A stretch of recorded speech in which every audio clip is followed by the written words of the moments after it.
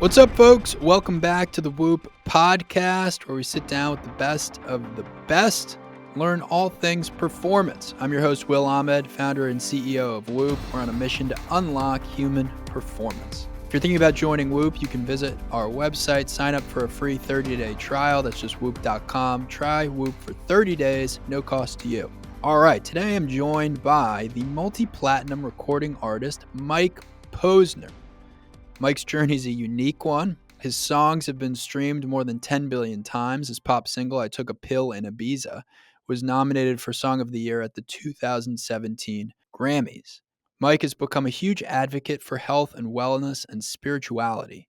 2019, Posner walked nearly 3,000 miles across North America. He then made it to the peak of Mount Everest in 2021. He's really had what I would call a spiritual awakening, and he was very open about his path, going from someone who was addicted to the chase of fame and fortune and getting to that next level. And now he's driven by very different things, health and fitness being core to that.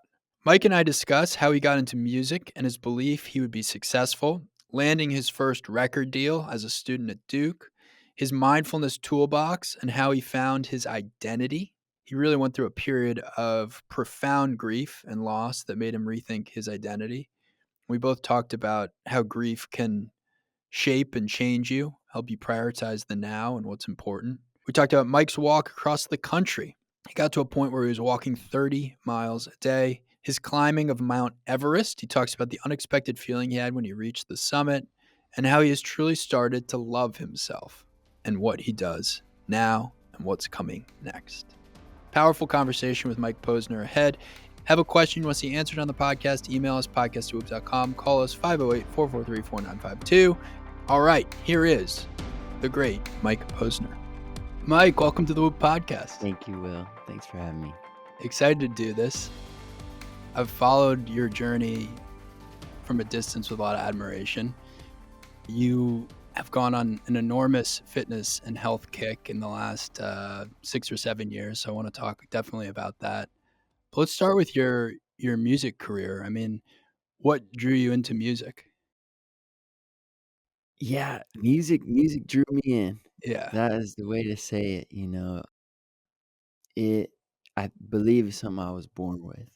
So my mother tells me a story which predates my first memory, and she says, Mike, I would take you into the backyard in Michigan, and the birds would be chirping, and you would try to sing the melodies back to the birds. And so this this musical part of my life has always been there. It's a gift, and it will always be there.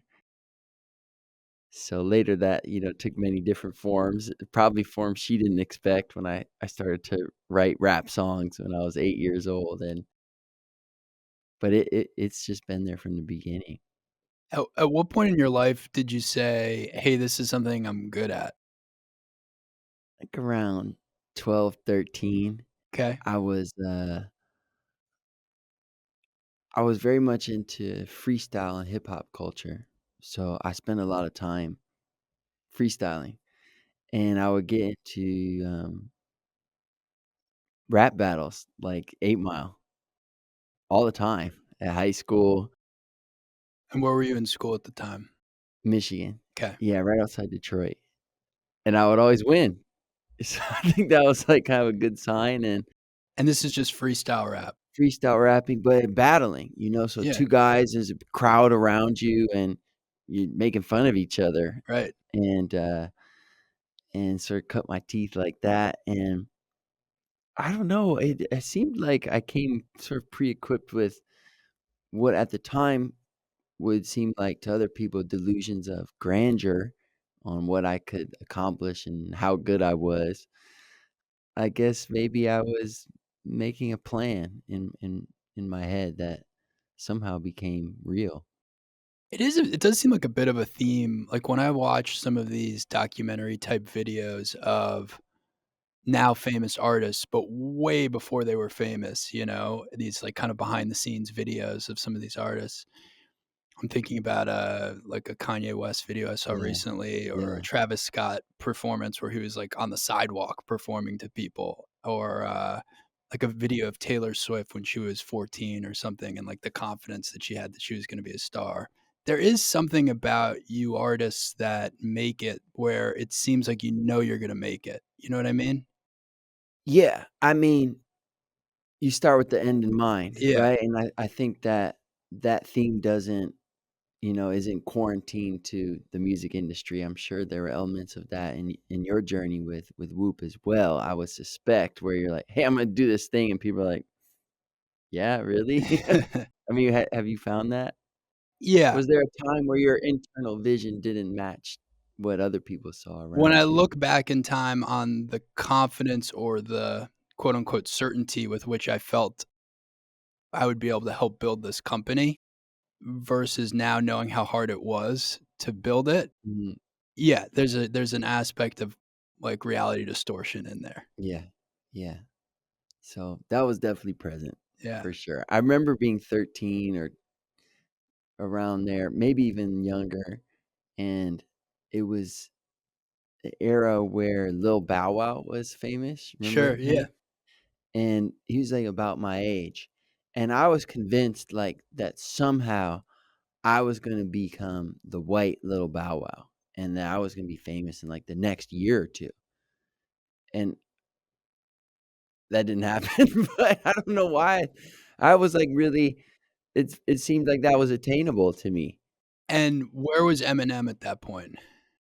The stratosphere. He was. Yeah, the stratosphere. Although, I will say, when I was rapping, it was it was a lot weirder to be white and a rapper at that time than it is now. And Eminem was helping pioneer that, wasn't he? Yeah. Yeah, but But that he was just considered a one-off. very much so, very much so. Yeah, which was part of his mystique and allure, and obviously, coupled with his amazing music. Yeah. But, yeah, my experience of being a white rapper at the time was difficult, it was lonely at times. Did that give you kind of a chip on your shoulder, like, "I'm gonna make it, screw all these people"? I definitely have a chip on my shoulder. I don't know, I think my chip probably predates that maybe. Yeah, I think there's an aspect of that. Yeah, but, I think it fueled that for sure.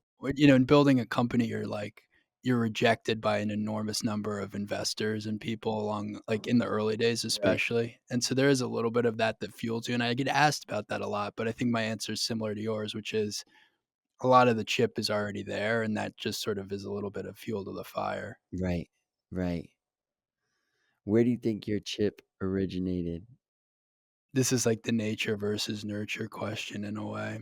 I mean, I think some of it I was born with, I think some of it I got from my parents. My dad was an Egyptian immigrant, came to this country with very little, so there was sort of an aspect of, well, if he could do that with very little and I'm starting, Mm, in a better position or born in America or going to good schools or, studying at Harvard, like, where should I be able to go, right? There's like a sort of a, second generation attitude to that. And then I think there's something of a competitive drive that I've just kinda always had inside myself. I think being an only child has made me compare myself to myself a lot more than other mm, people. So, those are a few things that come to mind. yeah, What yeah. about for you? I think my mother, Yeah. yeah, she just, the way she worked to get where she got in her life, and she had a pretty tough childhood, and she had 3 jobs, working her way through college, some days not having enough to eat, but kinda choosing sometimes to go to class instead of having a meal.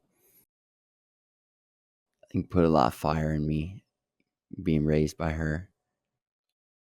So, age 16, 17, 18, do you start saying to yourself, "This can be a career"? No, I'm kinda doing the opposite. I'm 17, 18, and I was a very good student, and I got accepted to Duke University, and I was then relegating my musical dreams sort of to the back burner. I thought I would get a good job out of Duke and maybe have a job on the business side of music, and I would make music for fun. It started to slip away, feeling like, man, maybe this like the little Bow Wow thing didn't happen, and like maybe this isn't it's just like a pipe dream, and that changed when I met a guy named Big Sean. Sean is now a very famous rapper, but at the time we were the same age. We're both from Detroit, and I met Sean, and the rumor on the street was Sean knew Kanye, and maybe Kanye was gonna like sign Sean. And you would always hear people say stuff like that, and usually it's BS, But like he had like this picture of him with Kanye, like a old thing, like when you get the pictures developed, Sure. he had like, and he was him and Kanye. I was like, whoa, this guy knows Kanye West. And I went off to college, and Sean had a scholarship to Michigan State. Kanye told him, "Don't go. You're gonna be a professional rapper." And Sean and Kanye were engaged in kind of a musical courtship. Kanye was considering signing him, and then I was at Duke, and I remember Sean's record deal got signed, and something snapped to me when that happened, because here was a buddy of mine, and Sean and I used to rap together. We never battled, but we freestyled a lot, and I considered him a peer. It's Yeah. competitive. You got the chip, so deep Yeah. down, I'm thinking I'm better than everybody. I'm better than this Right. guy. Like, and he just got signed. I can And do this. exactly, and that shifted my belief to not like maybe this will happen one day, or gosh, that would be cool, to this is going to happen for me. I too am going to get a record deal, and there was a degree of certainty that far, surpassed the little Bow Wow, like, Yeah. fantasy. This was like, I knew this was gonna happen now, and when that shift happened, it was only about 8 months later, and I was a junior at Duke. I fly to New York. I met with Jimmy Iovine. I met with Barry Weiss. I met with Jay-Z, sitting across the desk from Jay-Z my junior year. That must have been a trip. It was a trip, and, in the summer after my junior year, I signed my own record deal, and so And what did you have to show for yourself at, age 21 to sign a record deal? Was yeah, a lot of that just based on your vibe, your energy, some tracks you had put out? it was based on some really good music. Okay. I'm biased, Yeah. but, one of the songs that became my first hit, I already had a version of that out. It's Cooler Than Me. Okay. If I could write you a song to Yeah. make you, that song Look at was you. out on my MySpace, Yeah. and I was working really hard to build this core audience. So me and my friends, we figured out this little loophole in iTunes called iTunes U, and I was able to put my music onto iTunes. But at the time, I don't know if you remember, like we were all pirating music. Of If you're in course. Yeah. college, no Yeah. one paid for me. So I knew no one was gonna pay for my music because no one knew who I was yet. So I found this little loophole, and this is like the moments where, you know, you think, "Gosh, was I guided or is faith involved?" Because really that part of iTunes was made for professors to put their lectures up. And so I knew I needed to get on iTunes because my music was appealing to people in the hip hop community. And so they would go on hip hop blogs. I knew I needed to get on all these hip hop blogs, but it was also, I was finding out my friends would go to the parties, and I would always stay in because that's when it was quiet. They'd leave the dorm rooms to go party. So you weren't going out really that much in I wasn't college? going out because it'd be quiet, and then I could record. Huh. Like we're Smart. Yeah. recording now, it's gotta be a quiet room. Yeah. So dorms are loud always, except for like 11 to 11 PM to 1 AM. Everyone's gone. Yeah. That was my sweet spot. I could make music. And occasionally my friends were coming back and they'd say, dude, they played that song Cooler Than Me at the party and all of the girls knew the words. And you're like, that's a good sign. I'm like, well, this is crazy. So I knew my music couldn't only exist on these, strange hip hop blogs. Those girls weren't going to go to those hip hop. I knew I needed iTunes, but I knew it couldn't cost money. It had to be free. So I found the iTunes U loophole, and I called the guy who ran iTunes U at Duke. His name was Todd Stabley, and we started speaking. And he's like, "Where are you from, Mike?" I said, "I'm from Southfield, Michigan." And the phone's quiet. He goes, "I'm from Southfield, Michigan." He goes, "I'll definitely put your album up on iTunes U." That's great. And he did, and my buddies were sharing the music with the kids that they went to high school with who are now at other colleges.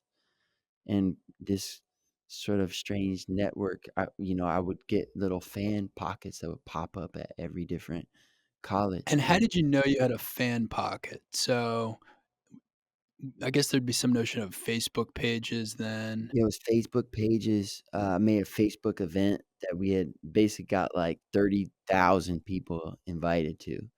And at the time I was asking all my buddies to change their profile picture to the Oh, album yeah. cover. Yeah, I remember things like And that.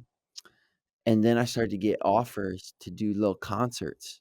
So I'd get offered to play like a fraternity party or some kind of other concert, and I started to go to other schools.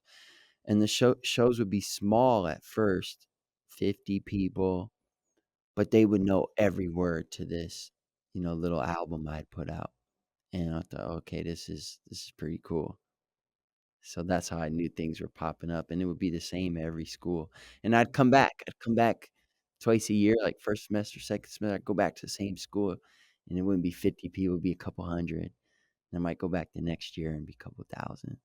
Now, at some point in that period, you're probably feeling like a bit of a switch from being somewhat unknown to being someone people are starting to look at, like this sort of feeling of celebrity starting to take form. Yeah, Do you remember that moment? yeah. I remember being very uncomfortable Yeah, it's a 'cause I weird was a feeling. shy kid, Yeah. and I was the kid that stayed in from the party to like make weird, get my feelings out into this microphone. And so to get all that attention was a lot for me to adjust to. There was part of me that loved it, and there's part of me that was wildly uncomfortable with it, and I didn't deal with it very well. I didn't have the tools that I have now, and it felt out of control.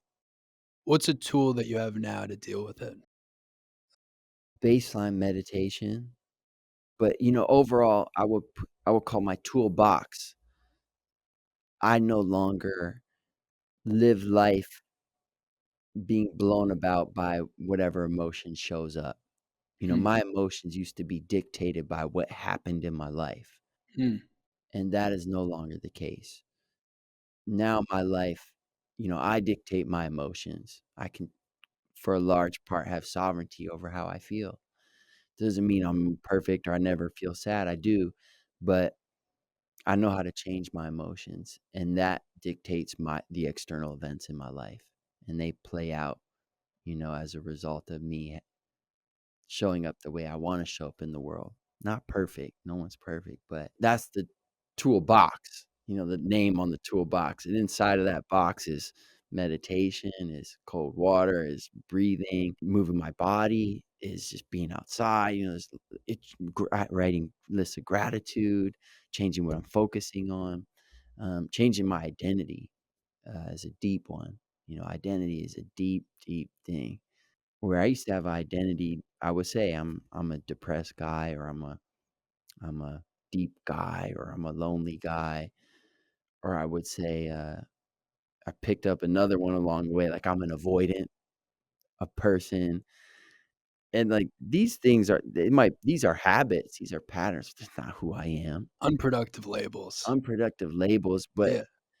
you gotta be careful what word you put after the words "I am," and those are unproductive labels I would They were deeper than labels, they were identities, and I've changed all those, left those behind. I might have a avoidant thought, I might have a depressed moment, but I'm not depressed, that's not who I am. What was the switch for you? Like, when did you go from Mike Posner, you know, party guy, amazing musician, billions of streams on Spotify to it's not about that. It's about, owning my own identity. It's a two-pronged journey. There was a part of my journey pulling me towards what I call the glow or grace or, gosh, there's something more going on here, and the second part was there was something pushing me away from pain. And I think both of those forces come from life with a capital L. But I'll hit the first one first, which was it felt like life was leaving me these breadcrumbs. I would have run-ins with people that would create almost an altered state of consciousness in me. And one of them was Big Sean. I met him again. I'll say I met him again. I met him, as I told you earlier, in Detroit when we were 18, but I saw him again when we were about 23. So you'd just been signed, you're now a year or 2 into it. I'm now like famous, Okay. and he is also. So it's kinda strange, it took a while. Actually, I got my career blew up first, and then his exploded afterwards, and I went to see him in the studio in LA, and he was, like, glowing, and the external part of his life was going really well. Like, he yeah, his career was exploding, but there was this feeling from being around him, and I'm sure you felt some version of this in your life, everyone has, where you're around someone and just being around them makes you feel good, Sure. and it was a very powerful, like, it was a version of that, but in just a way that was more powerful than anything I'd felt before, where I went home and I'm like, I'm still almost buzzing just from being around this guy. And I went back to the studio the next day and I'm like, "Dude, Hmm. what are you doing? Like, what's going on here?" I was like, "Do you have some kind of secret I don't know about?" And he kind of did. And he gave me a couple books to read. I remember reading a line in one of the books, and it said, "When you change the way you look at things, the things you look at change." Hmm. And I look back at that now, it's like kind of like a basic thing. Like, of course, like, you can change your frame of something, and like, but it was really new to me then. And this idea that reality isn't just the way I see it, it's being colored by my frame of it. And if I change that frame, if I change my thoughts, then I can then change my beliefs, because a belief is just a thought repeated over time. And if I change my beliefs, then of course I would take different actions. If I take different actions over time, then I'm gonna have different habits. If I have different habits, I'm gonna have a different life. And that was sort of the gateway drug on the pulling towards something beautiful. And conversely, I was coming towards the end of myself in a lot of ways, where I was maxing out the things I thought were gonna make me feel really secure and good in myself, which were fame, which were money, which was popularity, which was hooking up with strangers, Yeah. and none of them really worked. Yeah. You know, and everyone tells you that, but, like, I thought, and people would tell me, like, my dad would tell me, "Money doesn't buy happiness," and I would look at him and nod my head, but in my head, I was really thinking deep down, "Yeah, but you didn't make as much money as I'm gonna make. Yeah, right. Yeah, right. Watch Right. what I'm about to do." Yeah, right.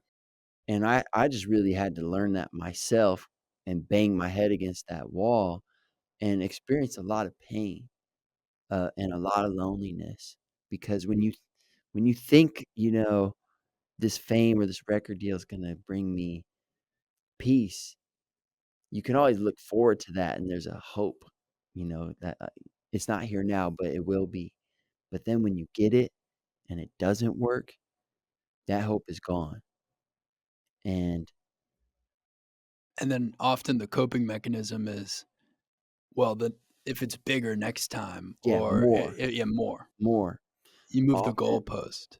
I see but this happen to entrepreneurs a lot. of course, it happens to I think it's a human thing, not Yeah. just artist thing, and so I found myself with nothing to look forward to in my life. The juice of wanting to do these things was gone, and when the future is empty, the present is unbearable, and so the confluence of life leaving me these breadcrumbs and also running into sort of a brick wall created the birth of a spiritual journey, Yeah, there you go. where I was then going, okay, if it's not that, then what? And so I started to look, and I search and ask questions, and I feel blessed. I found some answers, that have made a difference for me, and that's what my life is about now, is just sharing what I found, because I've had a unique journey where I had it all at a young age, but I also realized I had nothing, Mm, and I walked away, literally, and walked away from everything and found everything. pretty amazing, isn't Yeah, it? Well, first of all, super happy for you, and you've got your own glow these days, so that's something to cherish. thank you. So, That's the highest compliment, man. thank you. So the year is what when you say to yourself, "I'm gonna walk away from this right now." 2019. 2019, Yeah. and so to put that in perspective, I took a pill in Ibiza, Mhm. which has been, I think, downloaded or listened to on Spotify now close to 2 billion times. One of the most popular songs, I think, ever. And that came out in 2016. 2017, you're Yeah. nominated for, Song of the Year at the Grammys, which was Mhm. probably a bit of a trip. Mhm. And then fast forward a year and a half later, and you're almost completely burned out. Look, I believe life is rigged in a way where it's always happening for you. For you, That's not Byron to you, yeah, right? Byron Katie, right? So she said, "Life is happening for you, not to you." And I really believe that. And life is sometimes trying to give you the lessons, but if you're like me, sometimes you're stubborn and you're not listening, so they'll kinda give you a stronger reminder to put you on track. So, listen, man, Ibiza came out and I was flying high. It was the so far as the highest moment of my musical career. And I'm going around the world. I'm popping my shirt off at shows. I'm crowd surfing, and I remember I'm in a house in the Hollywood Hills that I own. It's my house, and my phone rings, and I'm thinking it's gonna be my manager telling me more good news, or an agent telling me we got a gig, and some odd country, and I'm gonna make a whole bunch of money, or a friend, celebrity friend invite me to some party, and it's none of those people, it's my mom. And my mom says, "Dad has a tumor in his head the size of a tangerine, and they're gonna take it out tomorrow morning. You need to come home." I get on the next plane to Detroit. I sell that house in the Hollywood Hills. I basically move home, and 10 months later, um, my father's dead.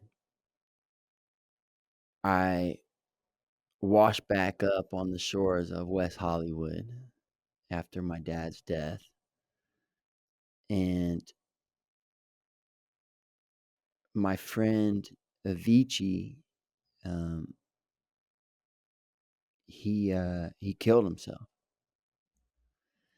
And a few months after that, a peer of mine, who's like in my generation, guy sort of came up with in the music industry, Mac Miller, he overdosed and died. And not too long after that, a friend of mine I grew up with, Ronnie, um, he died. And I remember just looking in the mirror, and my dad's death was they were all sad, but that one was especially poignant because I was helping him sort of make that transition. And I'm doing things like changing his diaper, feeding him, singing him songs as he goes to sleep. Things that he did for me when I was a baby. Hmm. And I'm also looking at his body decay and transition into death.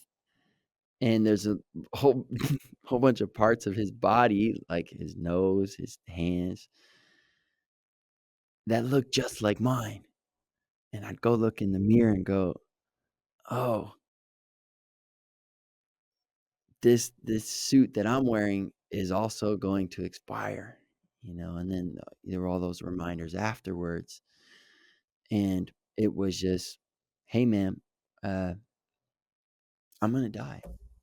Hmm. Also, hopefully not anytime soon, but I'm gonna die.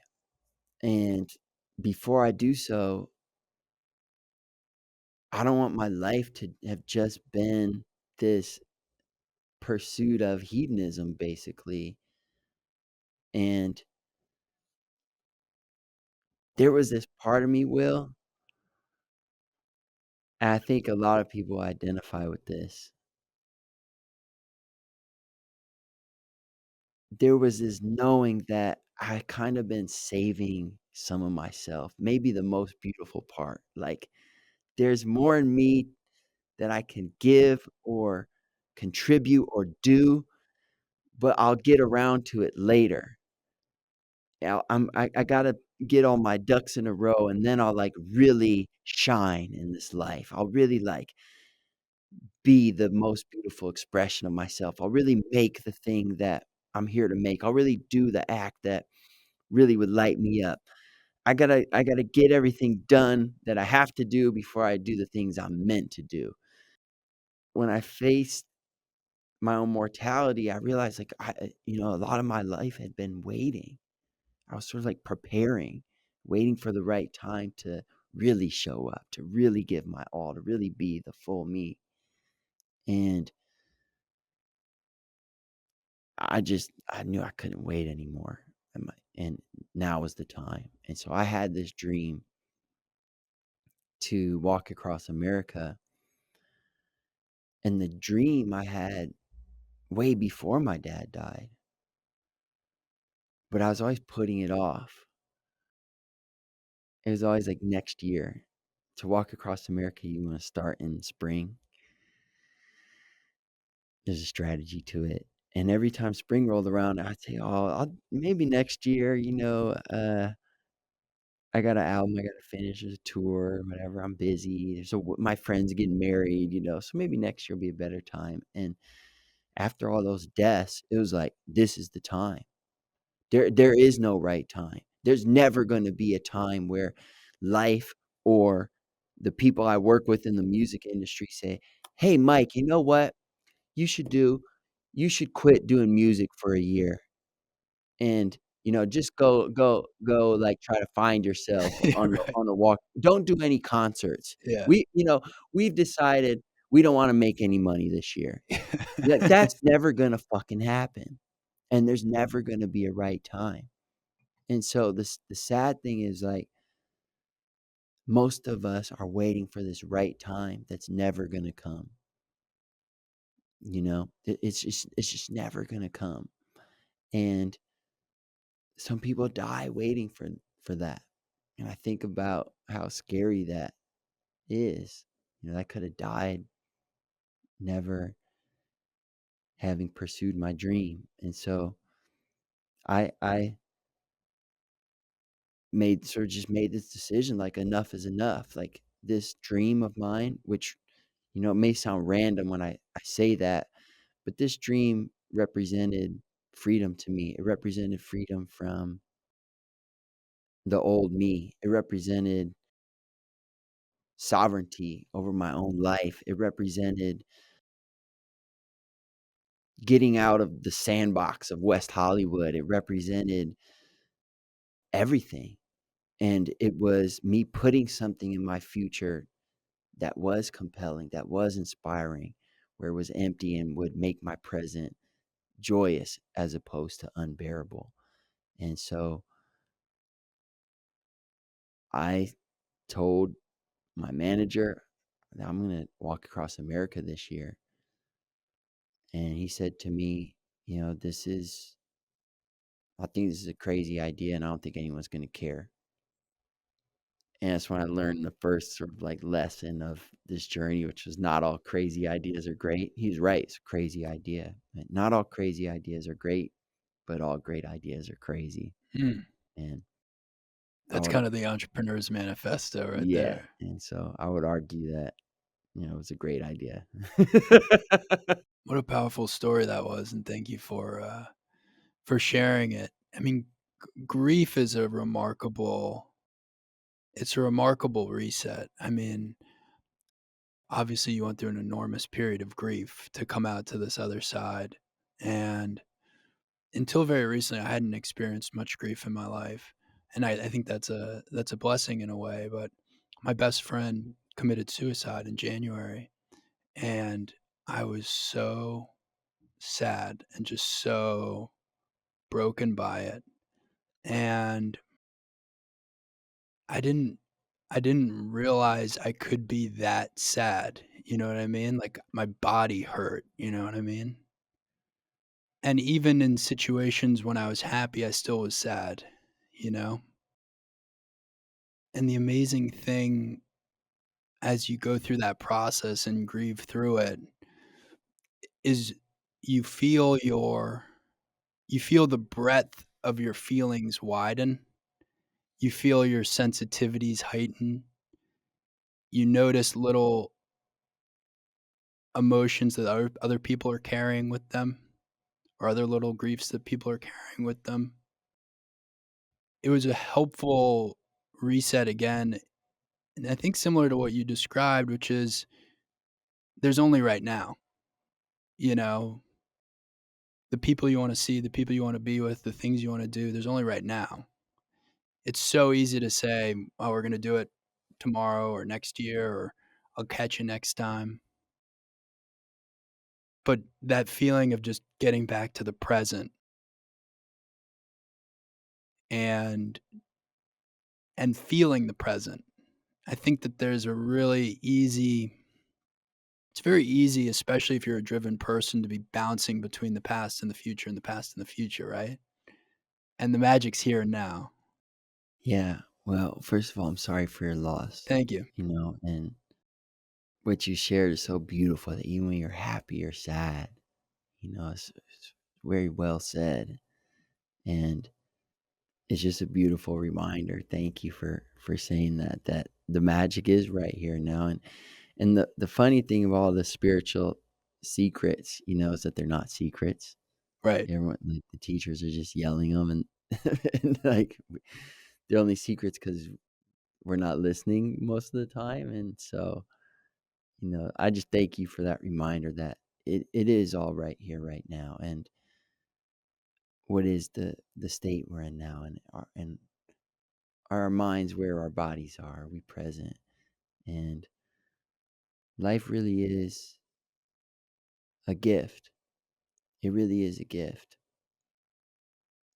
And whether someone close to you dies, or you yourself get close to death, a few of those, you're really reminded of that, of the scope and scale of that gift, and there's no achievement that you can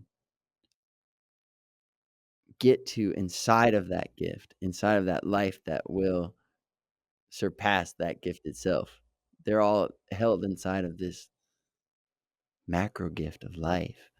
And that's what I'm hearing you say is that the closeness to mortality and death is a reminder of that beauty.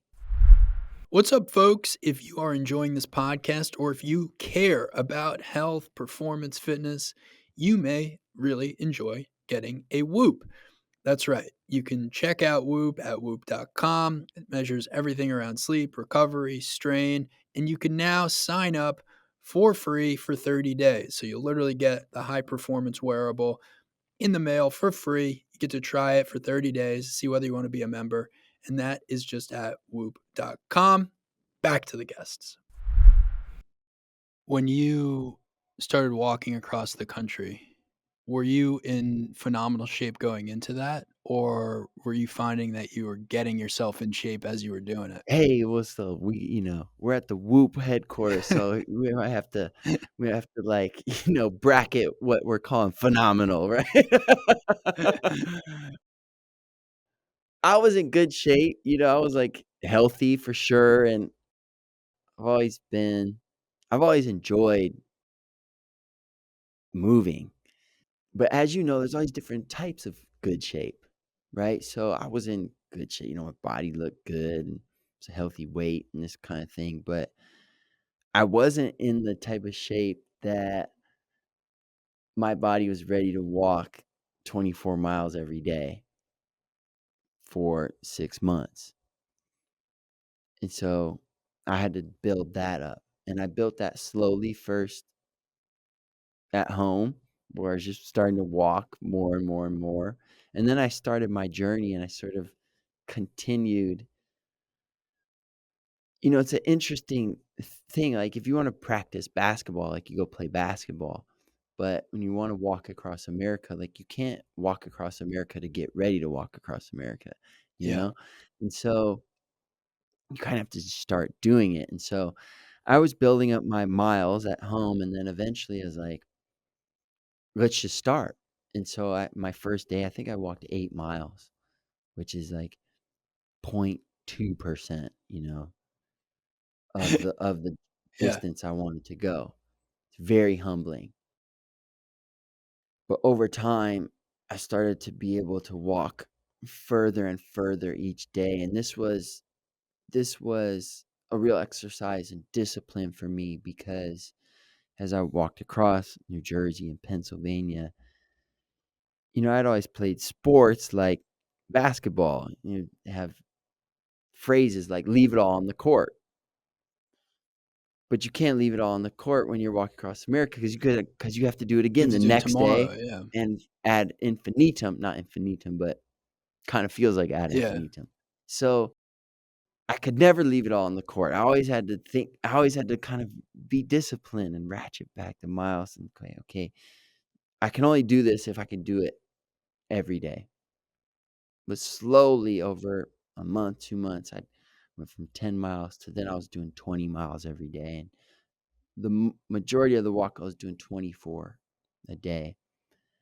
And you just keep getting better. And similar to what you just described, where sorrow opened your emotional aperture and you're actually able to feel more, and even your joy is more nuanced and appreciated more. Well, as I walked, my pain increased linearly the entire time, but the uh, amount of bandwidth that took up in my awareness became smaller because my awareness was getting bigger. Hmm. Who I was getting bigger, and so my body hurt more and more and more and more, but I cared less and less and less as I went. And so by the end of the walk, I could do 30 miles a day, and then I ran out of land, man. What did this all look like on Whoop? I mean, I imagine you were having pretty high strain scores every day. Were you recovering and getting your sleep? No, it evolved over time, to tell you. My strain at the beginning, actually, when those miles were short, was, like, through the roof, like, my highest strains. Actually, I think my highest HRV score ever was on, like, the 4th day of the walk. I was asking the AI, Oh, I was yeah. like, "When was my highest HRV?" And it was, like, April 19th. You're talking to the Whoop coach. Yeah, Yeah. and that was the 4th day of the Oh, walk, interesting. and my strength started to get less, I guess, as my body adapted, and Yeah, your heart rate probably came down, got used to it. correct. My sleep, I did the best I could out there, but, yeah, it was tough. And Um, you were sleeping in a van or something that was following you? yeah, typically, we had a support vehicle as a RV, and then when we got to the best parts of the walk, like the Rocky Mountains or the Mojave Desert, then, like, the roads are too treacherous, so then we'd sleep in a tent. Mm. And it's summer, so it's really hot. It's really hot, and the days are really long, but I needed to get up at 4 and start walking at 5 because of the heat. So I tried to go to bed at 8, and it was just, like, light out still, and it was really hot, so I didn't sleep. I definitely did not sleep. It's like I do now, when I'm home. I think about that sometimes now because when I'm home, I'm trying to, like, dial in the sleep as much as I can, but some of these journeys I've been on, it's like, yeah, that's part of the journeys. Yeah, you kinda have to survive it. You're not gonna sleep, and can you still crush it, you know? What did you do to prepare for Everest? So you climbed Everest in 2021, if I've got that right? Yeah, so I finished walking across America, and I was so terrified of just going back, The walk changed my life, and I uncovered a part of myself that I didn't know was there, and it was a tougher part of myself. It was a more authentic part of myself. It was a realer part of myself, a deeper part of myself. And I was just scared of losing it, Will, because the walk every day provided sort of a scaffolding for this part of myself to come out. I'm going to do something that's hard every day, but it's simple and it's beautiful. And I'm outside and I'm connecting deeply with nature and myself and other human beings. And I was really scared to just go back into the sandbox of West Hollywood and trying to write hit songs. So I said, you know, this doesn't feel like an end. This walk, it feels like a beginning. And so I climbed my first mountain 2 weeks later. I didn't unpack my bags. I didn't go home. I didn't really have a home to go back to. I was just like it was kind of like one project. And I met the man that became my coach. His name is Dr. John. And you asked how did I get ready? He has a great line, which is train for climbing mountains by climbing mountains. And so that's what we did. It was a year and a half, so 3 times as long as my walk across America. And in that year and a half, I climbed 71 mountains with John. Wow, that's a lot. Yeah. I thought you were gonna be like, "Yeah, we did 5," No, 71, that's epic. because my goal, Will, was I wanted to climb Everest, but I wanted to belong there. You wanted to feel comfortable doing it or capable doing it. You never g It's always gonna be uncomfortable because it sucks, but I wanted to feel like oh, yeah, I would say I wanted to feel like I belonged there. Yeah, I wanted to be a mount by the time I showed up at Everest, I wanted to be a real mountaineer, and when I started with John, I was anything but that. I was just a dude who had walked, and I would do when we start climbing mountains, it's like funny things, I'd be trying to measure the climbs in miles, which you don't measure climbs in miles, you measure it in altitude, like right. how many feet are we gonna gain? And so it's like little things like that, and temperature regulation, like on mountains, you never wanna sweat, but you Mm, obviously never wanna be cold, because if you sweat and the temperature is -10, you know, that water on your body's gonna like, you're gonna get really cold, you're gonna be in trouble. And so, at the beginning of my journey, I'd be following John, and John would take a layer off, and I'd take a layer off because John was. I'm gonna do what my coach is doing. And then like he'd put a layer on and I put a layer on it. Man, I'm sweating and all this stuff. And I learned to listen to my body. I learned it doesn't matter when John takes a layer off. It matters when I'm in. And then you just get dialed in and you see a steeper part coming up on the climb. You go, well, that's gonna take more exertion. So I'm gonna take a layer off before I even get to that part. And you just start to, these are like the small things, or on Everest there's a fixed line and you slide what's called a Jumar, and your carabiner is so you have a Jumar and then you have another line from your harness on a carabiner that's attached to the line. So you're attached to the rope in two ways. And you'll move up the route for 100 yards and then you get to a stake. And you have to undo your carabiner and put it on the other side of the stake and undo your Jumar, put it to the other side of the stake. Because not just one rope, the rope it's a bunch of ropes. Right. And there might be 100 of those points where you need to undo your carabiner, put it on the next line under your Jumar. Well, if that takes you 5 minutes to do, Yeah, right. guess what? You're out there for 500 extra minutes. Yeah, Okay? That's bad news. that's a problem. So, like, we drill that kind of thing because you're wearing these giant mittens, and like, how quickly can you undo your carabiner and your Jumar, like dialing in these small systems that are going to save you minutes, and then eventually hours, and you want to be on that mountain the least amount of time possible.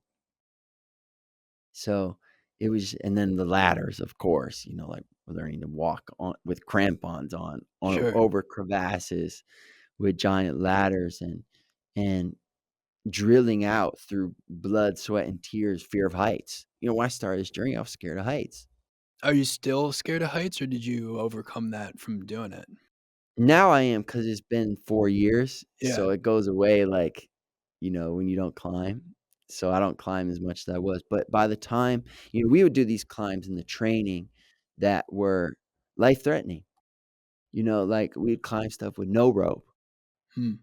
I'd look at John after, and my hands would be shaking, like, "Dude," like, and I'd be a little pissed off because 'cause I'm like, "I've researched Everest, John, like, I don't think we have to do that, like, a move that hard there on that mountain." And he's like, "Yeah, you're right." I'm like, "So why am I training this crazy thing that's dangerous and scary when it's not necessary on the climb?"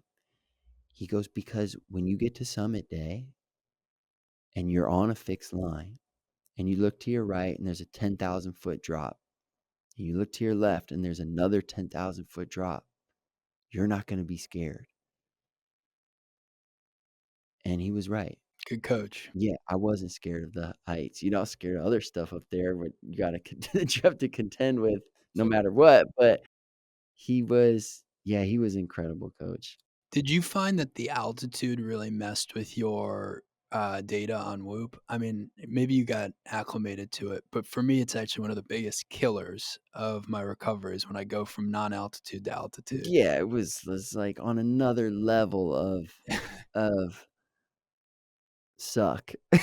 It feels like I mean, and they call it the death zone for a reason. Mm, And mind you, I had been living at altitude for that whole year and a half. I basically moved next to John and I'd climbed tall mountains, but they weren't tall in comparison to Everest. I climbed 20,000-foot mountains. This was just a whole other thing. Once you got base camp is 15 and you're there not for a day, but for months, and you get to camp 2, 23,000 feet. It was unlike anything I had experienced before, and that was the hardest part to me, and it's the hardest part to articulate because the climb itself, like, if we put that same climb as, like, a 14er in Colorado, like, it'd be fucking nothing for me, right. like, we'd do 2 or 3 of those in a day, you know? but you put it up high, and it's exponential, right? So going from sea level to 1,000 feet, it's not that big a deal, but going from 28,000 feet to 29,000 feet is a really big deal. So each increment becomes exponentially harder, and it just really does a number on you, man. When I got to Camp 2, I didn't sleep at all because, as you know, and all the users know, like, your respiratory rate naturally falls when you fall asleep, right? And so I would, at Camp 2, close my eyes and start to drift into sleep. My respiratory rate would slow down, and then my body would go, "Dude, like, we're underwater or something." And it would go like Yeah, that, right. and it wake me up.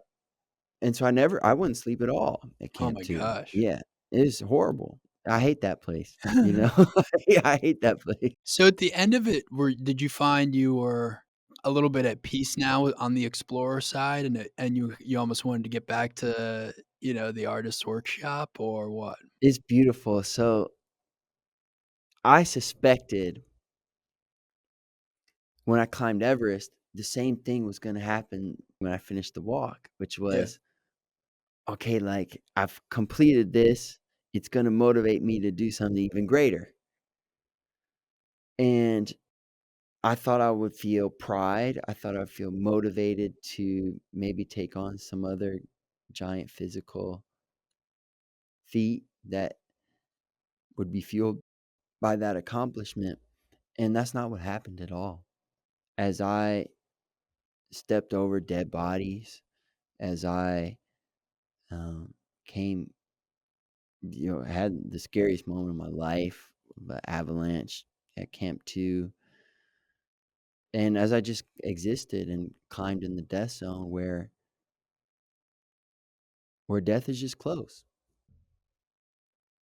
It reminded me of what we spoke about earlier, that life is a gift, and I got to the summit, thank God, and well, it was one of the most beautiful moments, if not the most beautiful moment of my life, where we had timed it just right. The sun was rising as we hit the summit, and you'll hear a lot of talk about lines on Everest and, there's too many people, and there are too many people, but John and I had just, like, mastermind this summit day so perfectly such that we had beaten everyone. So we were first. Hmm. That was really special too, to just like, yeah, be in front of everyone and to share that moment with John and Dawa Dorje and Dawa Cheering, our local guides, and to see the shadow. People don't realize that mountains too have shadows. And when you're there at the right time, which is sunrise, you see this gargantuan pyramidal Hmm. shadow that's hundreds of miles long, going out of Nepal into Tibet, into China. And you go, this is just such a gift to be able to see this. Most people never see it. And such a special moment. And at that point, you knew you had made it. No, interestingly, you're halfway, right? The summit is halfway. We'd always say that, our goal isn't to climb Everest, it's to summit and get back down. So So you can't let up. you know what I found in my training is I try to climb mountains sometimes where you make the summit and you just keep going, no break, no celebration, nothing. But you need that celebration. So yeah, it's 20 minutes up there for us. It could be longer if the weather's better, or shorter if the weather's worse. It was about 20 minutes for us. But you got to have that release, that moment of crying, celebration, because that's going to fuel you coming down. And if you just stay in the ascent mode, there's probably more writing to be done here. As I'm articulating this, I'm like, man, I gotta sit with my laptop, kind of write about this. Yeah, there's a good song here. You need that little celebration to give you the juice to finish the climb. But yeah, you're only halfway. You're halfway. You're actually at the most dangerous point, right? Because you're the furthest from safety. You're at the top. Hmm. So that's an interesting hit. But I started this story because I thought I was going to feel pride when I got there, and I just felt humbled. I mean, this thing was so hard, and there was no way I could have done it without my team. And on my team, it's 4-person team. All of them got, had 3 summits. Like, I'm the worst guy on the team by far. I'm the weak link, And so I didn't feel pride. I felt humility. I felt immense gratitude for those men that I was with, and immense gratitude that I was still alive. I really sort of like rolled the dice there, and um, came out with this beautiful experience and my life.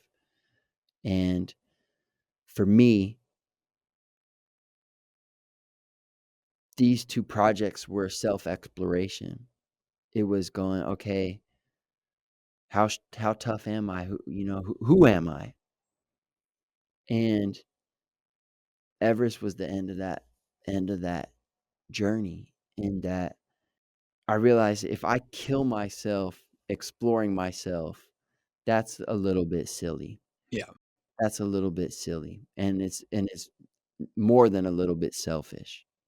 And so I'm blessed here. I got some lessons. I want to share what I learned. And and I got a lot of gifts inside me, a lot more to give.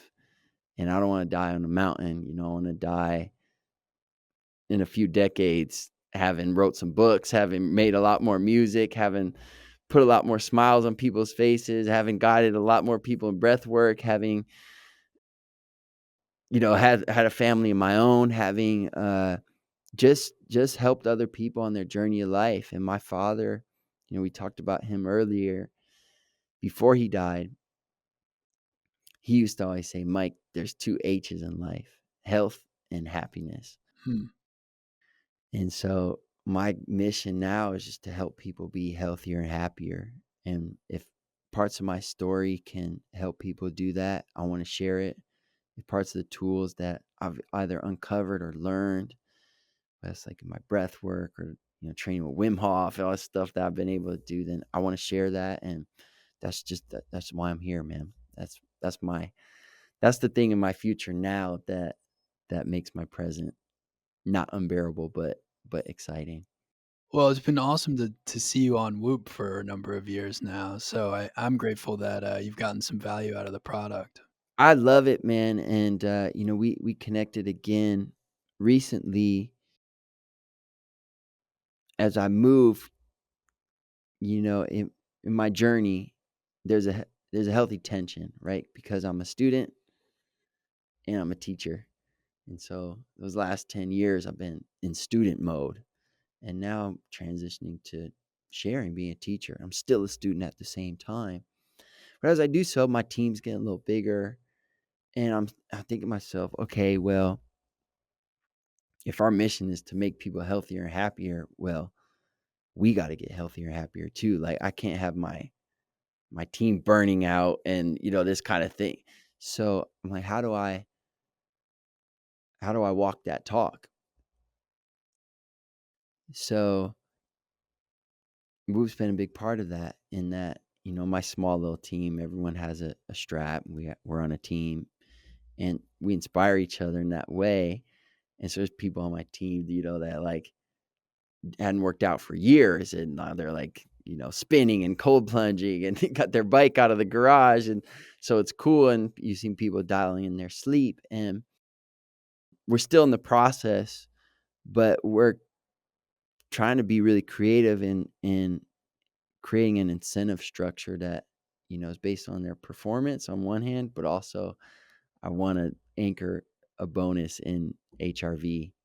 If they can like move their HRV up annually, some kind of bonus structure I there. love that. Yeah. And so like, we're moving the company forward, but we're also getting healthier, happier. And HRV is such a great, it's the metric to do that with, It's a powerful metric, and Yeah. it's hard to increase with time because as you age, it's just naturally going to decline a little bit. And Mm-hmm. so if you change your behaviors and your habits and this and that, you're going to increase it, which is quite powerful. Yeah. We have a program at Whoop where if you get over 85% of your sleep performance in a month, you get a bonus with your payroll, Wow. which is kind of a fun thing, you know. So the headline, of course, is Whoop is paying its employees to sleep. Yeah. I love that. I'd love to chat more with you on that Yeah, because we'll do obviously it. you've thought more about this structure. But yeah, I just love, this tool is so powerful. And I know you've really been the one and your team has been the team that have popularized this metric because now it's everywhere. But 10 years ago, Totally. no one knew that metric. And also the education you do on this podcast is awesome Thank you. because it's one thing to go and like have the product but to really understand what HRV is measuring, and like this oscillation between parasympathetic and sympathetic and how you can change it and sunlight and, you know, being consistent in the times you go to bed. And like, all this stuff is like very empowering and stuff that just is becoming common knowledge. And it just wasn't 10 years ago. So, these different verticals of the education mixed with the product it's just awesome. Well, HRV was it was probably the single metric when I was doing physiology research that pulled me to starting Whoop. It just jumped off the page as this fascinating statistic that I had never heard of, and it felt like if you could measure in a non-invasive way, could unlock all this wisdom into your body. And so that kernel, that thing that I didn't feel like anyone was talking about that I had never heard of, that was that was the amplifier to get it off the ground. Wow. Wow. Yeah. Imagine you like were you a student at the time? Yeah, I was probably my sophomore, junior year at Harvard. So, 20, 21 years old reading, in the library. I imagine you like just like geeked up. Yeah, I mean, it was a little bit like you described with music or at various points in your career, but there was just like a feeling of knowing. And I remember I even gave a TED Talk in 2013 where I said there was some crazy statistic, like, I think it was 200 million watches are sold globally every year, which I thought was a pretty high number. And I said, in the future, every single one of those watches will measure heart rate variability Mm. because it'll be that important for understanding your health and your physiology. And, 10, 11 years ago, no one even knew what HRV was. So that there was an aspect to having this sort of contrarian bet on metrics like that, and it fortunately coming true. What do you find let me ask it a different way. If the highest part of yourself or yeah, the highest part of yourself were to whisper one piece of advice for you to remember right now, what would that be? Well, for the longest time, it's been keep going because in the grind of building this company and the highs and the lows, there's been all these moments where you easily could quit, or you Mhm. you easily could fold it up, and so for me, that talk track of staying relentless, but also true to the mission, right? Whoop has had this mission for 12 years to unlock human performance, and a lot of that speaks to doing it our way. and caring about metrics like heart rate variability versus, say, steps, which at the time was very popular. You know, it's to build a company in our way and be true to our identity versus trying to mimic what a lot of competitors or other people in the space are doing. Is it different now? You said for the longest time. Well, there's something in my head that's around just being yourself. And as I think about the pressure of building a company and having shareholders and investors and employees, there's a magic to being able to handle all the stress while still feeling like you're you and you're not compromising anything about yourself in that process. And so I try to show up every day with a certain sense of authenticity and try to bring, in a way, like bring that inner kid to work. You know what I mean? Like, don't feel like you have to be more of a grown up than you are, you Mm, know? And that actually, I think, makes me better at what I do, but it certainly makes it more fun and lively and you connect with people. it's beautiful. I could see you light up as you talk about it. Yeah, Yeah, it's cool. I could feel it. yeah. Awesome. How about for you? It'll just be you're doing great. You're doing great. You know, sometimes you can be winning in life and feel like you're not. And sometimes you can be doing all the right things and pain will still come in life. Challenges will still come.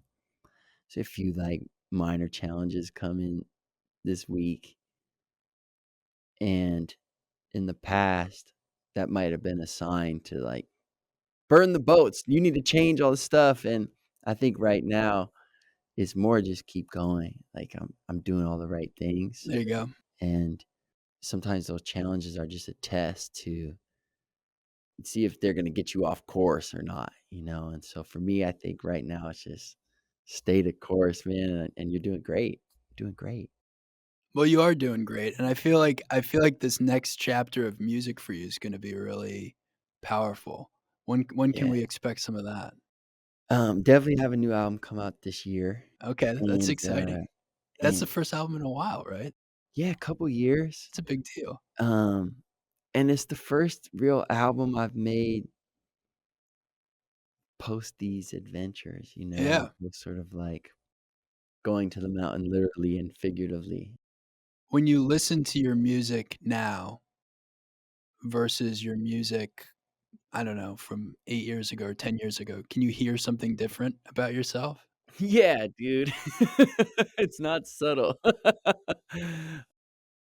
I mean, those songs that we started this conversation about are largely about chasing girls, smoking weed, you know, and even if you flash cut forward in my career till I took a pill in Ibiza, which is 16, so that's 8 years ago, right? Like, when I look at that song, and I still sing it, right, sometimes, none of the lyrics are true anymore. None of them. And I'm I couldn't be more proud of that because they were all true at that time. And if Right, I'm just a singer who already blew a shot, I get along with old timers because my name's a reminder of a pop song people forgot. right. You know, I hope my name is a reminder now of inspiration, of transcendence, of hey, who you think you are now, like you're actually way more. I took a pill in Ibiza to show Avicii I was cool. When I finally got sober, I felt 10 years older, but screwed, it was something to do. You know, it's like I would never take a drug from a stranger anymore because I wanna look cool to somebody else because I love myself now. Mm, And the chorus, all I know is sad songs, like, that's not true, like, I know happy songs, and my heart is singing a happy song most of the time now. So, there's a lot of pride in that growth, and the deeper the human you are, the deeper the musician, the deeper the creator you are. And so, yeah, it's been such a blessing to make albums from a authentic place the whole way, because those things were authentic then, and to see this arc over time is really special for me, and I think for my audience as well. Well, I'm excited for you. I'm really excited to see what's next. I do think the best is probably yet to come for you commercially too, which is a funny thing. It's like in a sense for you letting that go is probably going to make it all come to you easier. It's how it always It works, seems how it right? works, right? So anyway, but I'm stoked for you and for hopefully this new album and grateful for this conversation. Me Thanks for too. coming on, It was man. really cool, Will. Thank you so much. All Appreciate right, it. thank you. Thanks to Mike for joining me on the show today to share his incredible story. Excited to hear his new album when it releases later this year. Thank you, Mike. If you enjoyed this episode of the Whoop Podcast, please leave a rating or review. Please subscribe to the Whoop Podcast. Check us out on social at Whoop, at Will Ahmed. Have a question you want to see answered on the podcast, email us podcast@whoop.com, call us 508-443-4952. If you're thinking about joining Whoop, you can visit our website to sign up for a 30-day free trial membership and take the first step to unlocking your own best performance today. New members can use the code WILL, WILL, to get a $60 credit on Whoop accessories. And that's a wrap. Thank you all for listening. We'll catch you next week on the Whoop Podcast. As always, stay healthy and stay in the green.